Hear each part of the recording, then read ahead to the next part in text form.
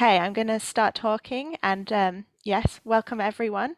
A very warm welcome to tonight's talk and a particular welcome to Lady Esther Gilbert, who is joining us from Canada today.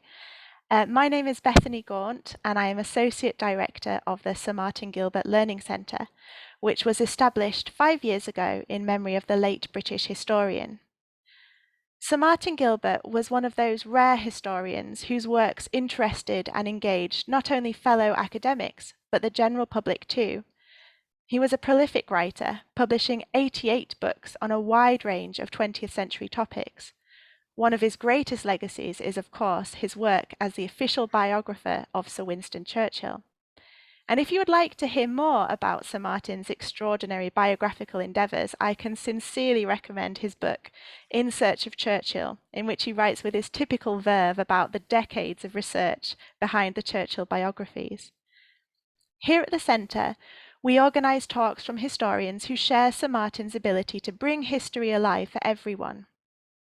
Each term, we invite speakers across the range of subjects Sir Martin studied, which were, broadly speaking, the World Wars, the Holocaust, Jewish history, and, of course, Winston Churchill. While online talks are not without their challenges at times, a major benefit is our ability to reach so many people from around the world. So, thank you to all of you for joining us today. I can see people from the US, Israel, Australia, and many countries in between. And while it might be evening here in England, a very good morning or a good night to you wherever you may be. I'm just going to say one final thing before I introduce today's esteemed speaker. The Centre is a charity, and we therefore rely on donations so that we can keep our events free at the point of access and continue to reach wide audiences around the globe. Any contributions you wish to make would be gratefully received, and it is easy to donate on our website. But now it gives me a great deal of pleasure to welcome today's speaker. For many of you, he will be a familiar figure, and I am sure, like me, you will have been very much looking forward to hearing from him today. Mr. Lee Pollock has generously spoken for us at the Centre on 2 previous occasions to much acclaim, and we are delighted to welcome him back again today. Lee is a historian, writer, and public speaker on the life and times of Winston Churchill. He has written about Churchill for the Wall Street Journal, the New Criterion, and made appearances on the CBS, the BBC, and media outlets in the US and Britain. He has spoken about Churchill's legacy and leadership at impressive venues, including the US House of Representatives, the Pentagon, and the US Supreme Court. Lee is a director, advisor to the board, and member of the operating committee of the International Churchill Society, and previously served as the Society's executive director. He is a native of Montreal, Canada, and a graduate of McGill University, and he holds a master's degree from the University of Chicago. In addition to those impeccable Churchill credentials, Lee is also the author of a forthcoming book, Action This Day: Adventures with Winston Churchill. Today, Lee will speak for 40 to 45 minutes, after which we will open up the floor for questions and comments. You can, as always, post those in the chat or message me directly, and I'll handle those after Lee has finished speaking. Lee, it is an absolute pleasure to welcome you today. Thank you so much for joining us. Bethany, thank you for those kind words. And as I have mentioned previously in these talks, I greatly appreciate the wonderful work that you and Shirley Gilbert and, of course, Lady Esther do in creating the Sir Martin Gilbert Learning Center and having it prosper. I'm pleased to be one of your donors, and I hope that anyone else who's listening or watching this program today will do the same. It's a wonderful organization, and as you said, a tribute to a very great man, Martin Gilbert.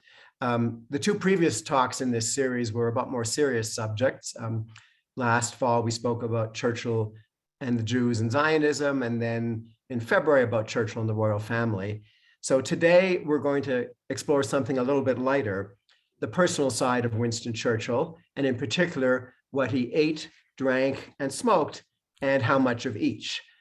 The short answer, by the way, is not as much as you think. But with Winston Churchill, more serious subjects are never too far from the surface. So we'll talk about these aspects of his life in a way that I hope might explain his place in history and some of his unique accomplishments. Winston Churchill lived in many places during his 90-year life. This was his birthplace, which so many of you know, Blenheim Palace, the residence of his grandfather, the Duke of Marlborough, and a place that Winston Churchill visited often during his life. From ages 2 to 6, and this is less known, he lived with his father and grandfather at this grand place, Dublin Castle in Dublin, Ireland. Over his life, he had many homes in London, obviously most famously number 10 Downing Street, which he occupied from 1940 to 1945, and then once again from 1951 to 1955. But of all the various places Winston Churchill lived, one was unique, Chartwell, his home in Kent, about 25 miles outside of London. He bought what was then a rather plain and somewhat dilapidated Victorian mansion in 1922 without exactly telling his wife Clementine. But for the next 43 years, Chartwell, after his wife Clementine, was the love of Winston Churchill's life. He completed an extensive renovation of the property, spending more than he could afford and adding to his wife's perpetual distress about the cost of upkeep.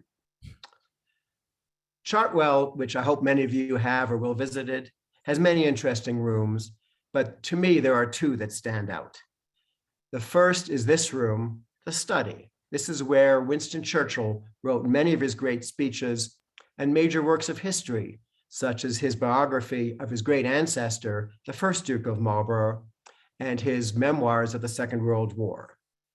Churchill here also wrote hundreds of newspaper and magazine articles, since his salary as a government minister or even prime minister was modest, and he depended on writing to pay his bills. And of course, for our purpose tonight, the other interesting room is the dining room at Chartwell. This is how it looks today, and this is one of my favorite photographs of the dining room in the 1920s and 30s. That expression on Churchill's face, perhaps he didn't expect to be photographed, is absolutely wonderful. For Winston Churchill, the dining room was a place filled with pleasure where he enjoyed food, spirits, and tobacco and enjoyed them immensely. But for Churchill, the dining room was also a place of purpose. In the words of historian Sita Stelzer, who has written about this subject, dinners were an important means by which Winston Churchill, quote, rewarded his friends, won over his adversaries, and gathered information on all manner of subjects, from diplomatic secrets to social gossip. The dining room was thus a perfect stage for Winston Churchill's ambition. Churchill's power to captivate his dinner companions soon became legendary.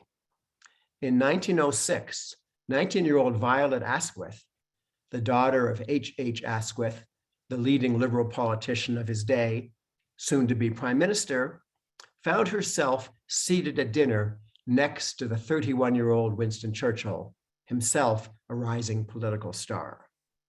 This is what she recorded in her diary. I was spellbound, transfixed, transported into a new element. There was nothing false, inflated, or artificial in his eloquence. It was his natural idiom. Years later, in September 1940, when the Battle of Britain was reaching its climax, the great economist John Maynard Keynes, a man not easily impressed, dined with Churchill. He reported this: I found him serene, full of normal human feelings, and completely uninflated. This moment is the height of his power and glory, but I have never seen anyone less infected with dictatorial airs or hubris. But Churchill was interested in more than just his own rhetoric and ideas. In one case, he invited Joseph Davies, the American ambassador to the Soviet Union, and an important source of insight into that country, to dine at the Churchill apartment in London. Davies noted in his diary that, quote, Churchill plied me with questions and wants to know the facts. Davies continued, he impressed me as a great man. Winston Churchill was a meticulous and gracious host, attending to everything from the menu to the wine list and the seating. You probably never heard him say to a guest, "Sit wherever you like," and I don't think potluck dinners were part of the Churchill routine. Another visitor to Churchill's dining room commented, quote, "It is a marvel how much time he gives to his guests. He is an exceedingly kind and generous host, providing unlimited champagne, cigars, and brandy." And when Churchill was out of office from 1929 to 1939, his famous wilderness years, the importance of the dining room became even greater. He wrote to his wife, Clementine, "Now that we are in opposition, we must gather colleagues together and have luncheons of 8 to 10 often, and dinners of the same at least twice a week." And nor did Churchill's interest in the dining room stop on the top of the table. He wrote what he entitled a dissertation on dining room chairs for his wife, in which he noted, "The dining room chair has certain very marked requisites. First, it should be comfortable and give support to the body when sitting up straight." And Churchill continued, "Second, it should not be compact. One does not want the dining room chair spreading itself or its legs or its arms as if it were a plant." That is a wonderful image to me. Mrs. Churchill got the joke and responded to her husband that she had, quote, digested his dissertation. The list of historic occasions in Churchill's life which involved a lunch or a dinner, whether gala or intimate, is long. So here are just a few examples. In August 1941, Churchill met secretly with Franklin Roosevelt off the coast of Newfoundland in what became known as the Atlantic Charter Conference. A highlight of the meeting was a formal dinner on the American flagship, the USS Augusta. Suffering under strict rationing, the British were impressed with the feast laid on by their American cousins who had not yet entered the war, and reciprocated with a more modest lunch the following day. A side note of this event is that by tradition, US Navy ships were alcohol-free, but British ones were certainly not. One officer quipped, quote, "The American Navy visits the British Navy in order to get drunk, and the British Navy visits the American Navy in order to get something to eat." When war finally came to the United States a few months later, after the Japanese attack on Pearl Harbor, Winston Churchill immediately rushed to Washington, now that America was at last the ally he had so long sought.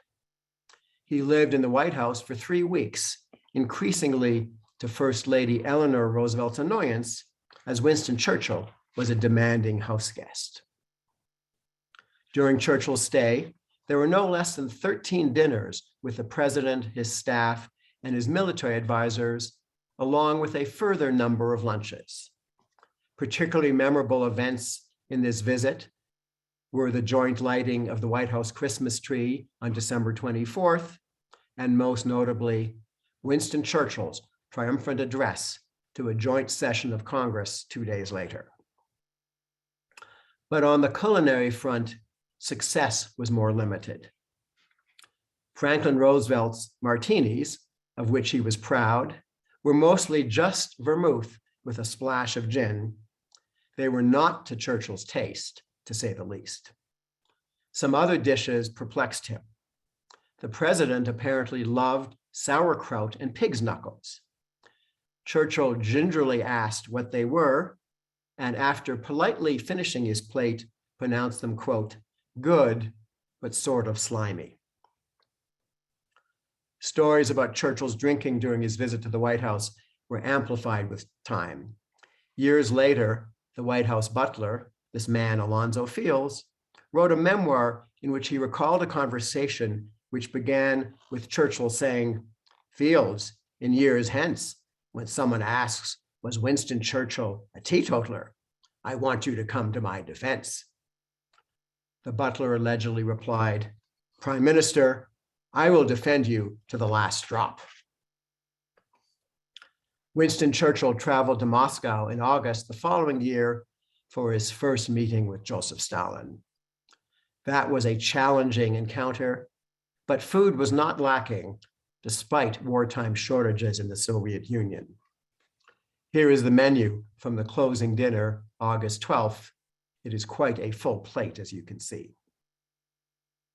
And then there was the last great conference and what Winston Churchill rightly called the most important wartime meeting of the leaders of Britain, the Soviet Union, and the United States at Yalta in February 1945.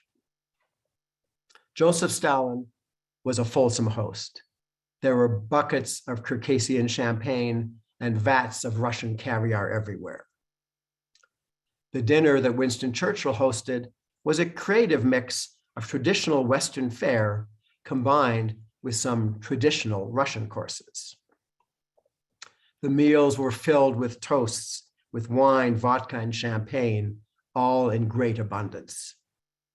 Winston Churchill was not overly affected, combining caution with a capacity developed over many years to hold his alcohol. Stalin, as was his way, cheated. The US Secretary of State, Edward Stettinius, noted, quote, Stalin would drink half his vodka, and when he thought no one was watching, surreptitiously pour water into his glass. Let's talk a little bit more about Churchill and food. His appreciation for food was apparent from an early age. In 1898, when he published a book about his service on the northwest frontier of India, he noted, quote, it is well to remember that the stomach governs the world. Thereafter, meals were an important and often memorable part of many days of his life. Those meals were lunch and dinner. Winston Churchill was certainly not what we would call today a morning person. He usually preferred breakfast alone. So what kind of food did he like? His answer probably would have been plain British cooking. There was some irony in that, since Churchill came of age in the late Victorian and Edwardian societies when endless, multi-course formal meals were standard fare. Just think of the dining room in the Downton Abbey series and you'll get the idea. But at the same time, there was a sense of patriotic pride in Britain's independence from the continent, and this could be expressed in devotion to traditional items like roast beef, Yorkshire pudding, Stilton cheese, and other classic fare. For Winston Churchill, this sometimes translated into simple instructions. During the war, his physician, Lord Moran, noted, quote, the PM who had rejected a dish of devil chicken doesn't like his chicken messed about. You won't be surprised, of course, to know that Winston Churchill rarely set foot in a kitchen or attempted to cook anything. Once, when Mrs. Churchill needed to spend the weekend at their city home in London, she told her husband he should do the same since their cook was off and there would be no one at Chartwell to care for him. Churchill proudly protested, I shall cook for myself. I can boil an egg. I have seen it done. They say that behind every great man is a great woman. In this case, that was, of course, his wife of 57 years, Clementine. But behind Churchill's eating was another devoted woman named Georgina Landemer, who was the Churchill family cook for the most important years of their lives. Mrs. Landemer, as she was always known to the family, began life at the lowest rung of a great English country house as a scullery maid. That job wasn't likely as much fun as Masterpiece Theatre makes it out to be. But she did learn to cook and ended up in the kitchen of the Ritz Hotel in London, where she met and married a famous French chef, 25 years her senior, named Paul Landemer. The Landemers were the equivalent of today's celebrity chefs without the TV show. During the 1930s, Georgina would frequently come to Chartwell to cook for important dinners, as she did for many leading families of the time. But when the war broke out, she took a cut in pay and came to work for the Churchill family full-time. The next year, she followed the new prime minister to number 10 Downing Street and stayed almost until Churchill retired for the last time as prime minister 15 years later.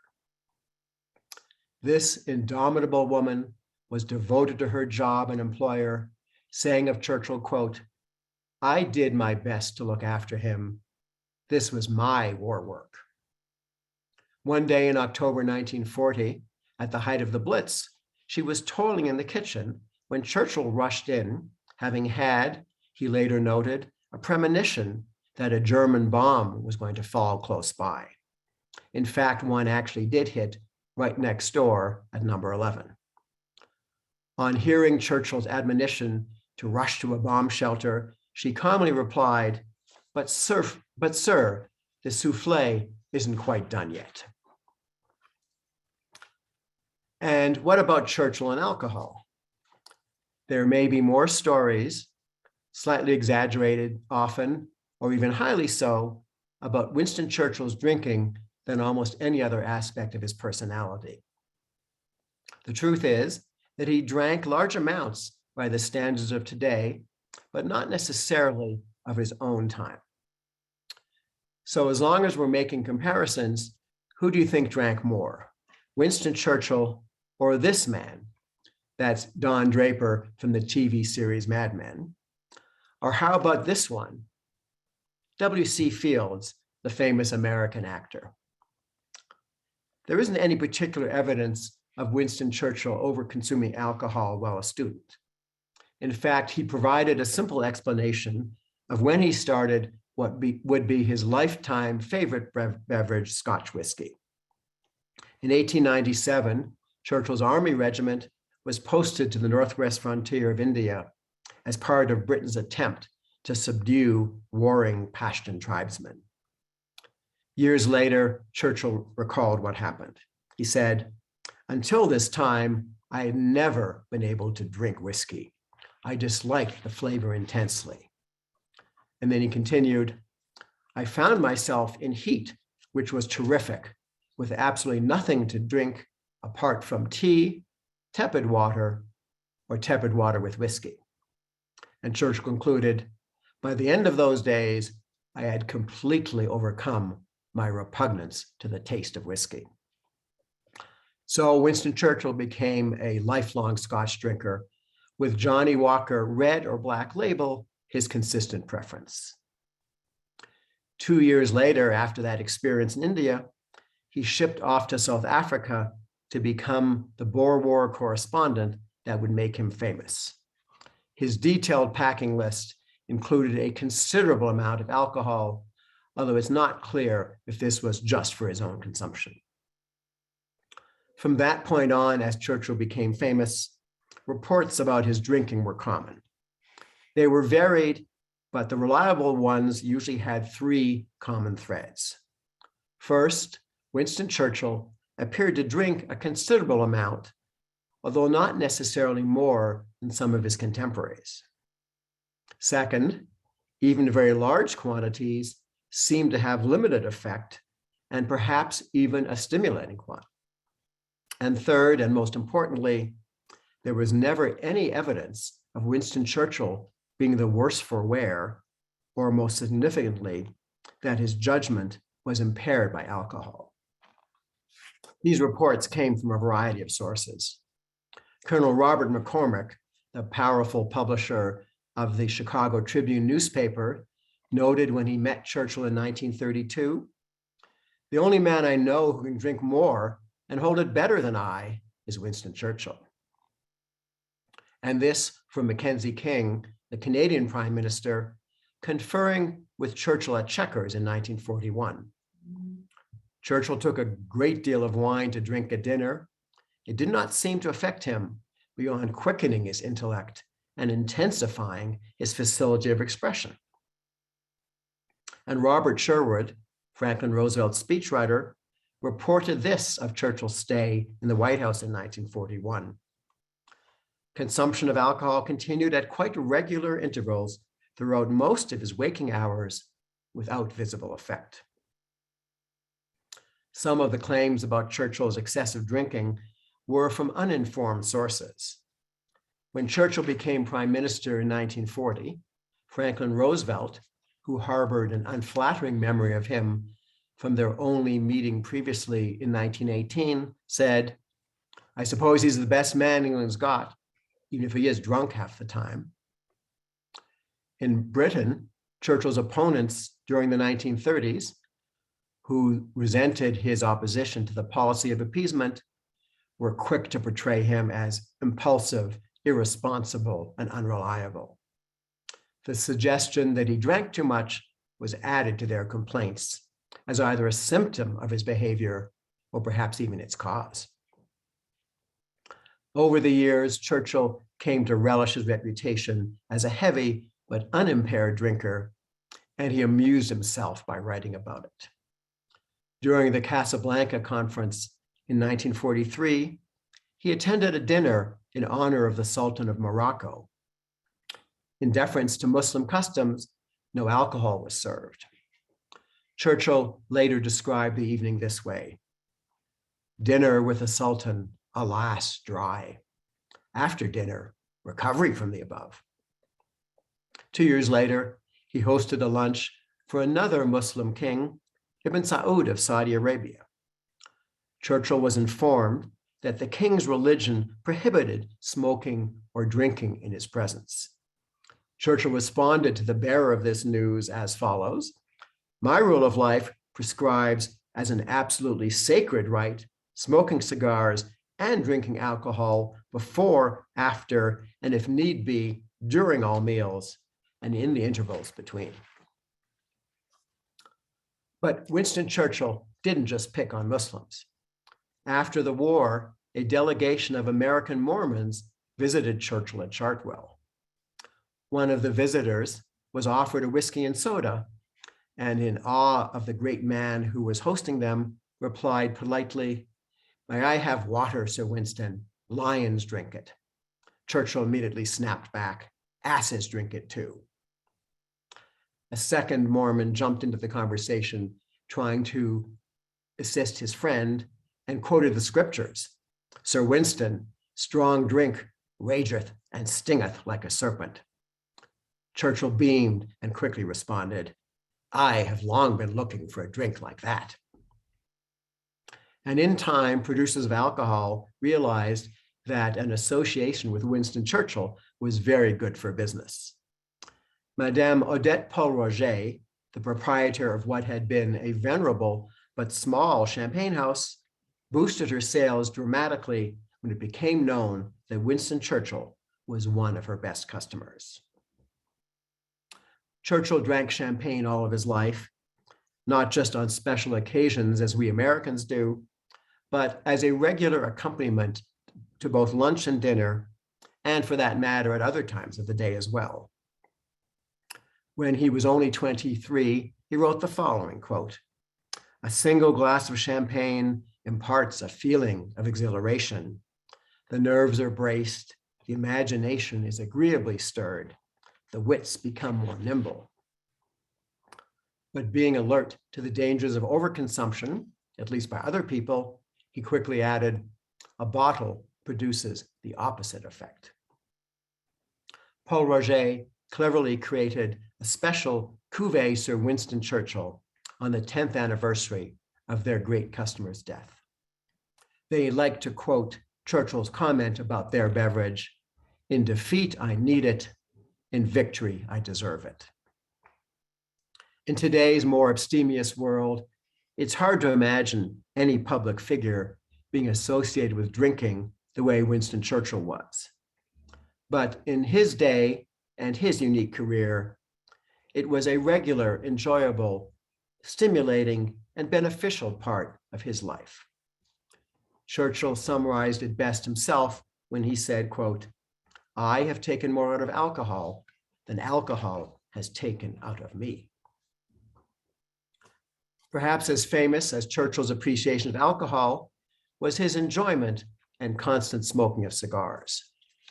To this day, it is such an indelible part of his image that several years ago, when Cigar Aficionado magazine asked their readers to name the greatest cigar smokers of all time, Winston Churchill easily topped the list. In case you're wondering, the runners-up were President John Kennedy and Fidel Castro. Some people complain that Castro did more to ruin the cigar industry in Cuba than to support it. And we can pinpoint when Churchill became a cigar smoker. It was during a visit to Cuba in 1895 as a 21-year-old journalist covering the Cuban insurrection against Spanish rule. That's where he discovered the pleasures of a good Cuban cigar. On his return to London, he found a regular cigar supplier, James J. Fox, which catered to him for the rest of his life. That firm, by the way, is still in business today at the same premises in St. James's Street, where they have operated for over 225 years. They now have a small museum where the most famous client is, of course, the featured attraction. Winston Churchill became a confirmed cigar smoker with an average of 8 or 9 a day from the morning on. However, as in the case of alcohol, the reported rate of consumption was somewhat misleading. In fact, Churchill rarely finished more than half a cigar, and sometimes even less than that. He was often so preoccupied that the cigar would go out, be repeatedly relit, and then forgotten somewhere when he went on to other things. But realizing how much money he was spending on cigars every year, Winston Churchill decided to recycle. He ordered that all the half-smoked ones be gathered up and given to his gardener for pipe tobacco. It was not too long before Churchill's cigar habit, along with his famous V for Victory sign, became an indelible part of his public image. Here are just a few of my favorites.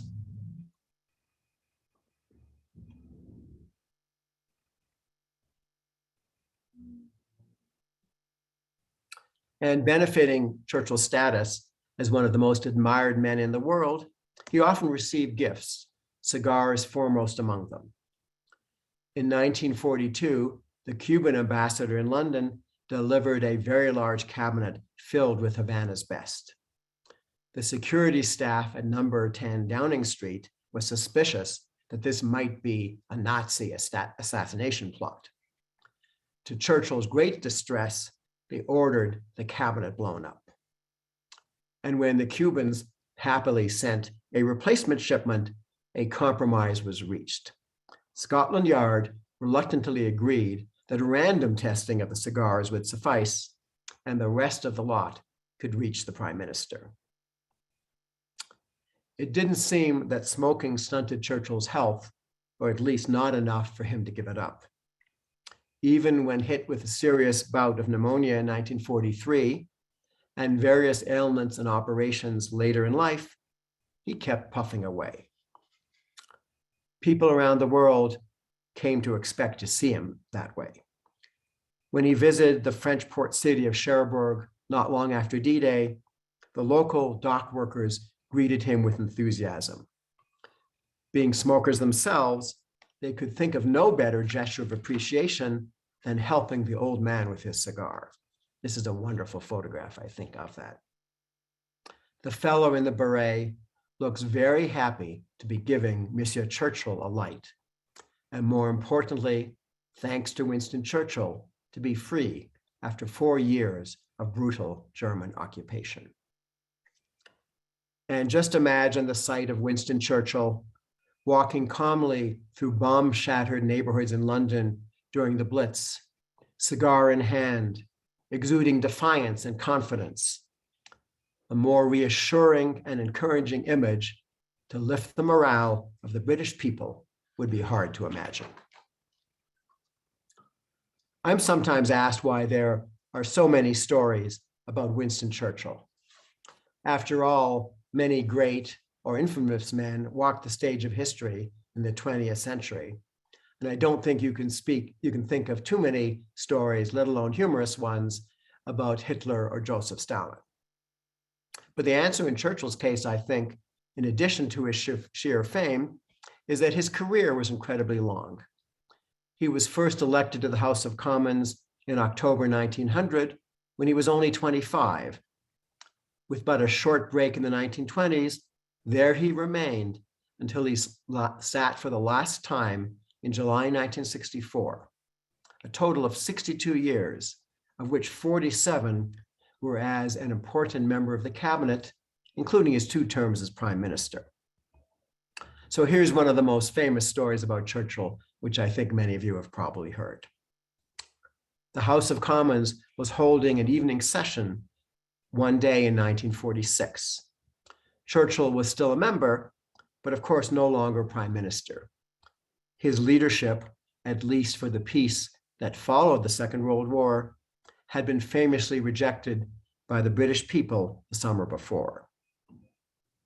The House of Commons sitting ended late that evening, and after a long day, Churchill, who was already in his 70s, walked slowly and apparently a bit unsteadily out of the House chamber.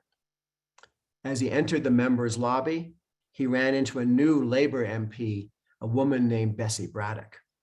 She was 25 years younger and had a reputation as a dedicated socialist.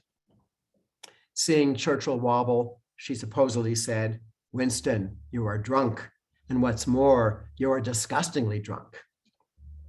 Churchill replied, apparently not in anger, "Bessie, my dear, you are ugly, and what's more, you are disgustingly ugly. But tomorrow I shall be sober, and you will still be ugly." A famous story for sure, but let's ask a few questions about it.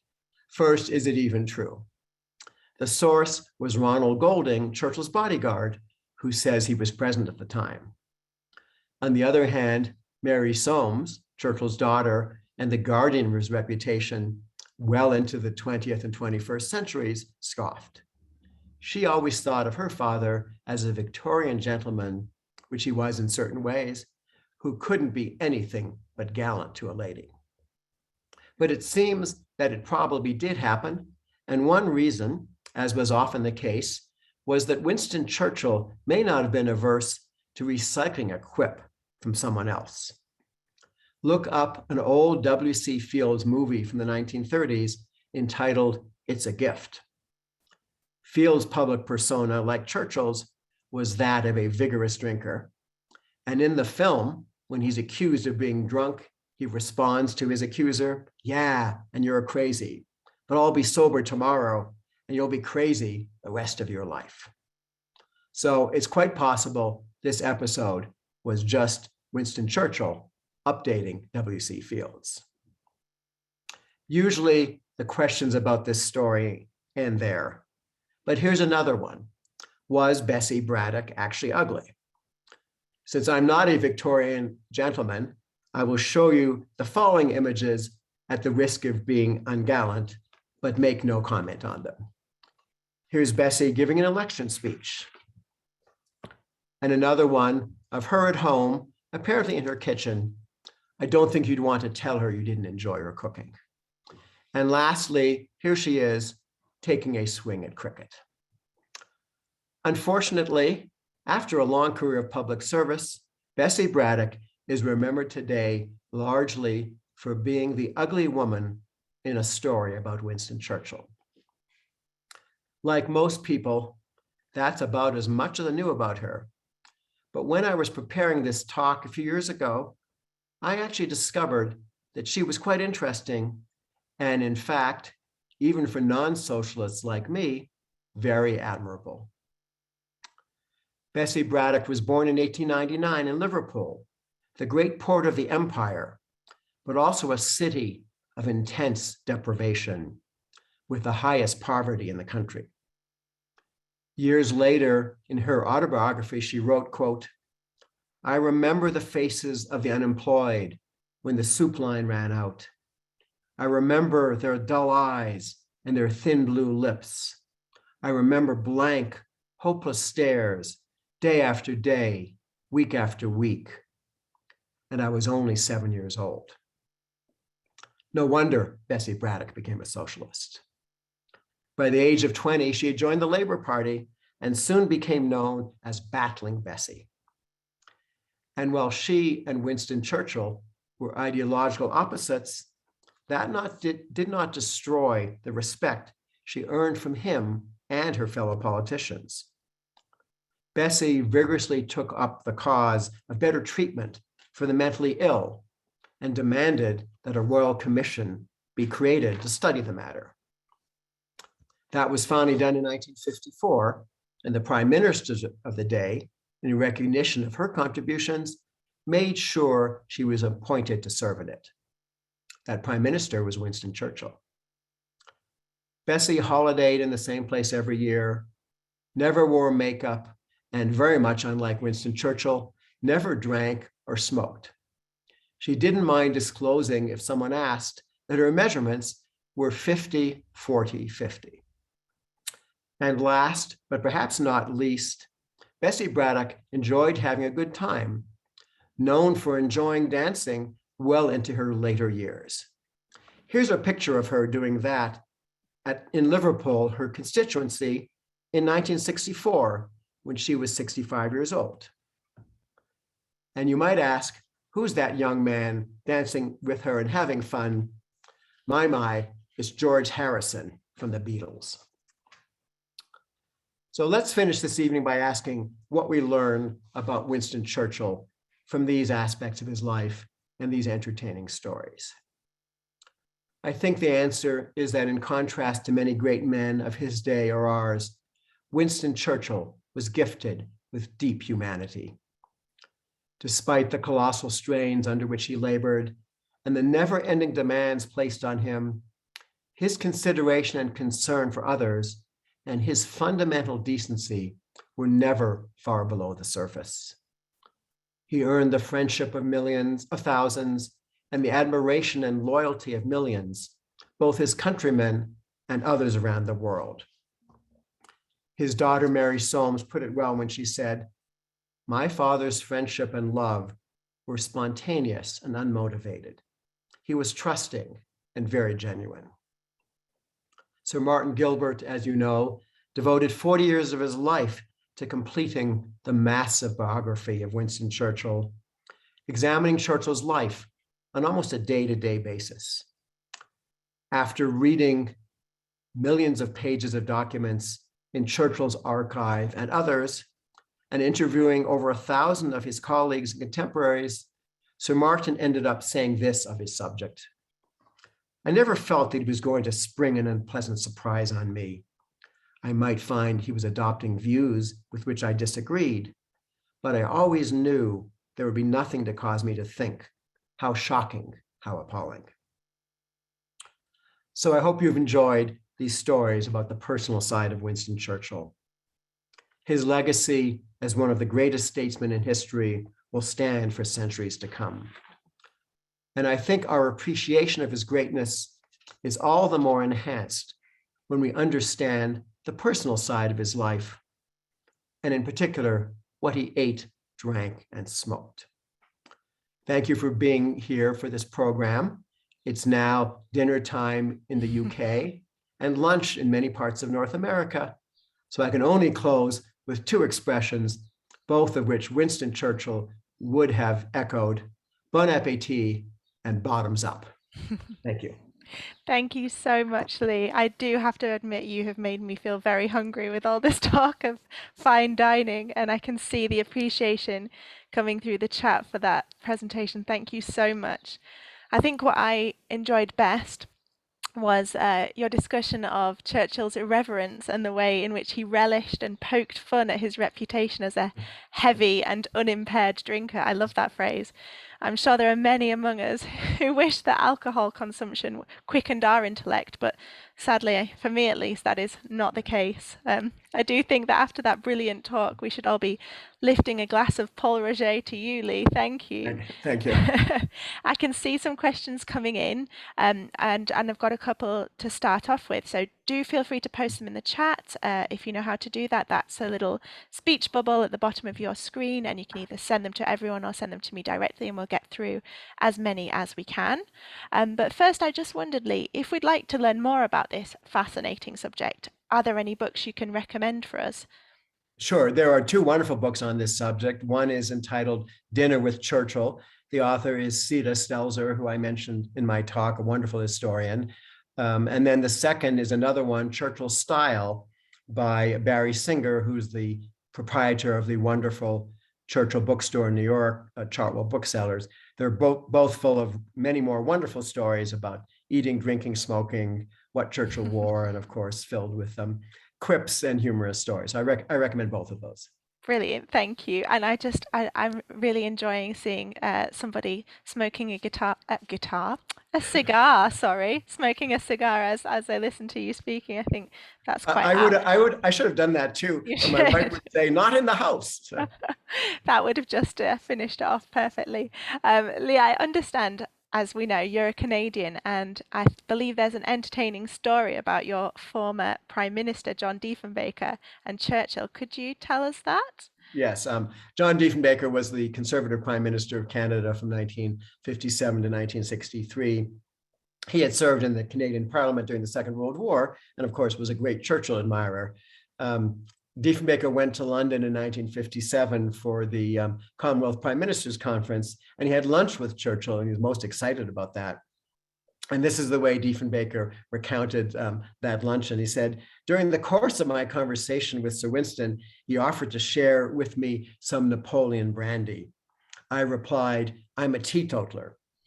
And Diefenbaker explained, Churchill apparently didn't understand what I had said, so he asked me to repeat it. I explained I did not drink hard liquor. And as Diefenbaker recounted the story, Churchill was taken aback by this and said, Prime Minister, are you a prohibitionist? Diefenbaker said, no, a teetotaler, I have never been a prohibitionist. Churchill apparently considered this for a moment and smiled, ah, well, then all is well. You're only harming yourself. Brilliant. Brilliant. I love that. Ever the quick wit. We've got lots of questions, so I'm just going to dive right in. So someone asks, what can we learn about Churchill's interest or tastes in food from the lists of food supplies that he sent to Clementine while he was stationed in Flanders in the early part of 1916 during World War One? As question mentioned, he after he fell out of political favor following the Dardanelles and Gallipoli disasters, he left the cabinet, remained a member of the House of Commons, and shipped off to the front lines in Belgium, which is a very brave and enterprising thing to do. But of course, he didn't want to be deprived of the comforts he had enjoyed in London. And as the question mentioned, he sent back to Clementine for supplies. If I remember correctly, when he arrived at his headquarters in Flanders, he had brought a very big brass bathtub with him. An unusual thing to ship across the channel in the middle of the war. But Churchill took sometimes several baths a day and had very soft skin, which he was proud of. I don't remember the specifics of what he asked Clementine for. I think there was a bit of a duality in Churchill's approach to food. On the one hand, he always said he liked traditional, simple food. On the other hand, so many of the events and dinners that he went to in his life were quite robust and complex. I should look up the menus from the dinners at the other club, the other club in London, of which he was so proud to be a founder and a member. So I think simple food is probably a mixed description. He certainly didn't stint on salt, sugar, fat, and alcohol in anything that he ate. Maybe not the same simple food that many of us would consider. The word diet was not a popular word in Churchill's vocabulary. On which note, somebody has asked, wasn't there an unusual sized champagne bottle associated with Winston Churchill, 500 milliliters or something? Was that made for him special by Paul Roget? I think Paul Roget has produced magnums and double magnums. I don't know if they were made specifically. One of the things I read, and I think I saw this in Socie Stelzer's wonderful book, is that there used to be a 2/3, not a split, which I think is half a bottle, but like a 2/3 size bottle. I don't know that it's made as much anymore. And sometimes when Churchill polished off a bottle of champagne by himself, which he could do quite easily, it wasn't the full size bottle that we associate with today. So, as often the case, reports of his, as people used to, as Mark Twain said of himself, reports of my death are greatly exaggerated. Reports of Churchill's drinking are at least somewhat exaggerated. Brilliant. Somebody has asked, did Bessie ever comment on that exchange of insults? I don't believe so. I don't think I have a copy of her autobiography, but I should probably get. I've looked up a bunch of articles about her. She is sad. If you say to anyone, and certainly outside Britain, who was Bessie Braddock, and if they're Churchillians, they will say, "Oh yes, that lady in the story." That story is often mistakenly recounted as involving Churchill and Violet Astor. The story about her, if you were my husband, I'd poison your tea. If you were my wife, I'd drink it. Actually, as far as we can tell, was between Violet Astor and Churchill's good friend, F.E. Smith, Lord Birkenhead. So these stories sometimes get all wound up. And one of the things that Churchill Society and our founder, Richard Langworth, have always tried to do is get to the bottom of these things. And the problem is, in the internet age, stories go viral, and you can never prove that something didn't happen or that someone didn't say something, which is why there's so many wonderful Churchill quotes around the world that sound like things he would have said, and perhaps things that he would like to have said, but we can't necessarily establish that he did. Yeah. So I'll have to do more research about Bessie. There's stuff about her online, and she was an admirable woman of principle, and in today's world, body shaming is a fault. So I plead guilty to that, but only for the purposes of expressing my admiration for her. Yeah, and I loved how you gave us a bit more background information about her. She certainly does sound like a very admirable person indeed. There's a statue of her in Liverpool that you can go and see if you're there next time. Brilliant. Yeah. Someone asks, did Churchill's wife ever try to stop him from overindulging in food, alcohol, and cigars? Do we know? Not that I know of, and again, something I could probably do a little more poking around on. She was distressed by his extravagance. If you look at the records, especially from Chartwell in the 1930s, when Churchill was making a lot of money because he would sell articles to William Randolph Hearst and other newspapers and publications, especially in America, because they'd pay him £500 for an article, which in the depths of the Depression was a lot of money. But Churchill had an amazing, unquenchable ability to spend more money than he could make. And there was a time I think in maybe about 1937 when they seriously thought about having to put Chartwell on the market. If you look at the accounts from the house, the bills for champagne and cigars were astronomical by the standards of the day. There's a great book about Churchill's personal finances that came out a few years ago that my friend David Locke wrote, called No More Champagne. And that comes from a edict that Churchill sent sometime when the finances were especially tight. He didn't live up to that, needless to say, because the champagne kept on flowing. And then Churchill also gambled, and so Clementine wasn't happy with those behavior of his. I don't know if she ever told him to drink less, eat less, and exercise more, which is advice he probably wouldn't have taken anyway. No, but probably the advice that a GP would have given Today, in this day and age. Today, to be a public official, you have to show how vigorous you are, and smoking, eating, and drinking to a full degree aren't things that make you an admired figure. Definitely the case these days. What would Churchill think?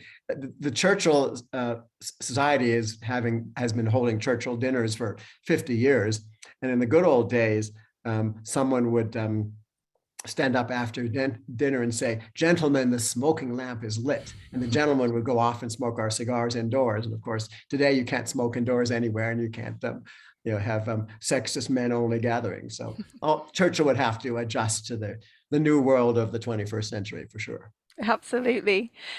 Someone's asked this question, which I think is very nice. Regarding Churchill's fondness for Irish stew, is there any known recipe for this? And I wondered if that might be in the recipe book you referred to by his chef. Yeah, it probably is in there. And Cedar's book has some references to Irish stew being something that Churchill enjoyed. Um, as to Georgina Landemer, I think there was either a radio or TV program about her in Britain not too long ago. And then that book, Recipes from Number 10, which came out 50, 60 years ago, I think is still in print or has been reprinted. And I believe there is a biography of her, I forget the name of the author, that came out just a couple of years ago. And her story is interesting because it does give you some insight into, culinary history and the social importance of food, especially in the British upper classes in that day. So if you want to learn more about her, apparently she was a darn good cook. There are lots of things. She's been rediscovered in the last 5 or 10 years, which is nice. Mm-hmm. Brilliant, thank you. Are you happy to take another one or two Sure. questions? And we'll probably wrap up for 8 o'clock London time. That's very neat.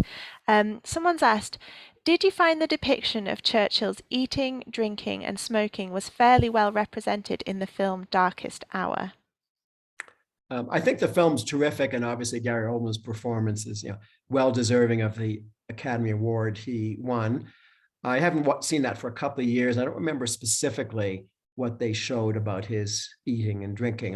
I'm sure there were plenty of scenes, so I can check on that. And by the way, Bethany, if anyone has more questions, if they want to send them to you and you can forward them on to me, I'm happy to respond, whether they're on this subject or any of the million other things that people are always curious about Winston Churchill.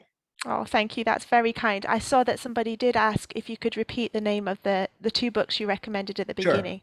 Sure. A couple of things. Yeah, well, on our website, winstonchurchill.org, is full of information about every aspect of Churchill's life and texts of his speeches and videos and articles and all kinds of stuff. And if people want to get our Churchill Magazine Finest Hour, we'd be delighted if they become a member in the UK or North America or anywhere else. So those two books are Dinner with Churchill. The author is Sita, C-I-T-A, Stelzer, S-T-E-L-Z-E-R. It's a wonderful book. And Sita actually more recently published a book about all the women who worked for Churchill during the war, which is full of interesting things we didn't necessarily know before. And then the second one is called Churchill's Style by Barry Singer. And as I mentioned, Barry runs a wonderful Churchill bookstore in New York called Chartwell Booksellers, and it's a great place to visit. And he also has lots of information on his website. So those are two very enjoyable books to read. They're not too long, they're fun. And after you read all 8,000 pages of Martin Gilbert's official biography, as everyone should, you can take a break and read those two books about the fun parts of Churchill's life. Thank you. I'm going to finish with one final question, which is in the chat. It seems very interesting. To what extent did German propaganda aim at Churchill's drinking, and how did he respond to Hitler's aversion to alcohol and smoking? I know that in German propaganda, they like to refer to Churchill as a drunkard. I think one of the phrases, I think there's a German Nazi cartoon from the war that describes Churchill as a someone drunk on Jewish gold, because the twin weapons of anti-Semitism and mockery were enlisted in that. And what was the second part of the question? Was how did he respond to Hitler's aversion to smoking and drinking? I think he made some. Or did he? I think there are. I have to look this up. There are some sarcastic comments that he made about Herr Hitler in a lot of different respects. Hitler was a teetotaler and a vegetarian, and would that were his only faults. But the Nazi portrayal of Churchill as being a drunkard and being a puppet of Jewish global finance was a common propaganda line in the Nazi machine. Absolutely. I can see so many messages from people saying how much they enjoyed your talk, and I did too. I knew I would, and you didn't disappoint. Thank you so much for coming back and speaking for us again. And I hope you will return again in future. Thank you to the over 200 people that joined us on this talk tonight. It's been lovely to welcome you. And that's our final talk for this term, but I do hope that you will come back in September after the refreshing summer and join us for some more talks then. So thank you so much, Lee, and thanks to all of you. Thank you. Thank you.